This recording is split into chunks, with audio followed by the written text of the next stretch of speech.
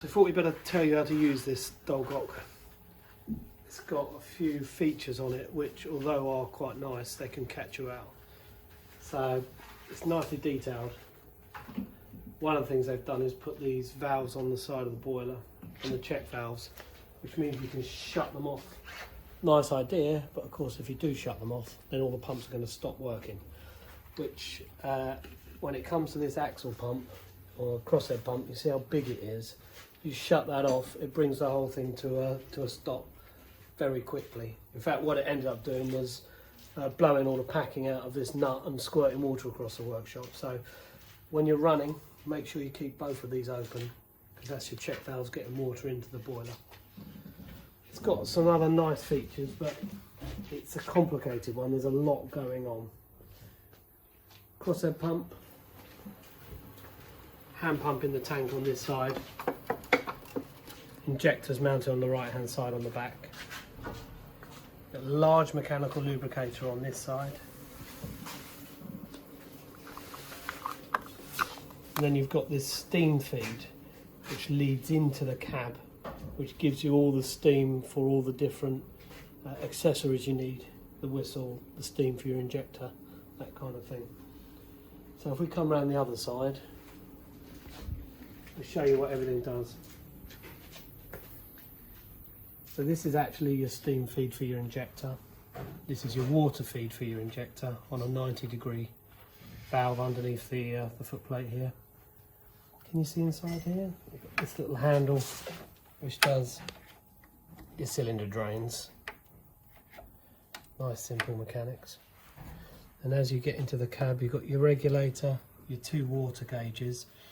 These are sprung loaded for the safety valves. So this is how you adjust your safety valves at the top there. Screwing it down will actually increase your pressure. You've got your pressure gauge, your whistle valve. And as you come down here, this steam feed, which comes from that pipe there, actually runs down to the blower. So this is your main blower. And then on this side, you've got an empty steam feed, which is obviously there should you want to put another injector in. And this is your bypass on the big crosshead pump down there. Now you've also got this blank check valve. So I'm assuming if you wanted to come in somewhere else with another form of getting water in, you have got this check valve here, which seems to be doing nothing. So there's quite a lot going on. It looks a lot more complicated than it is. But actually running it is pretty simple. Make sure your brake's off. Pop it into forward or reverse gear. I've got it with compressed air, so this is only running about 50 psi.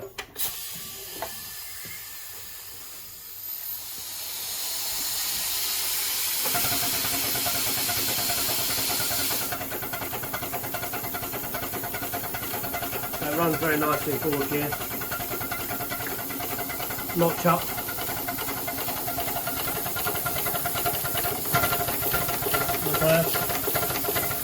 Reverse notch up.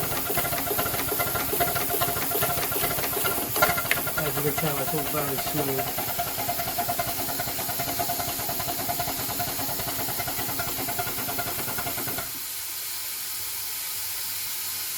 So if you open this valve here, there's your blower.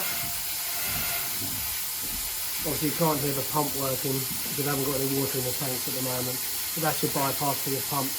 If you shut this bypass down, you'll pump water into that boiler, and believe me, it pumps water in at a real rate of knots. It pretty much filled the boiler up in about 20 strokes, so it's a really big pump. So leave that open, it pumps the circuit back into the tank on the left hand side. It's got a big well tank in the back here that sits underneath as well. It holds a lot more water than you think it would.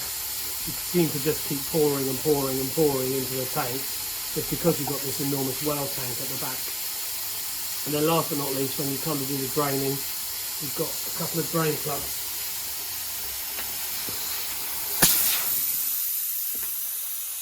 You've got a drain plug here which drains the bottom of the tank. Because this is at the lowest point, it drains all the tanks down. And then you've got your blow down on the boiler in here. And I've actually taken the ash pan and grate out of it to do the testing, but this is where your dump pin is.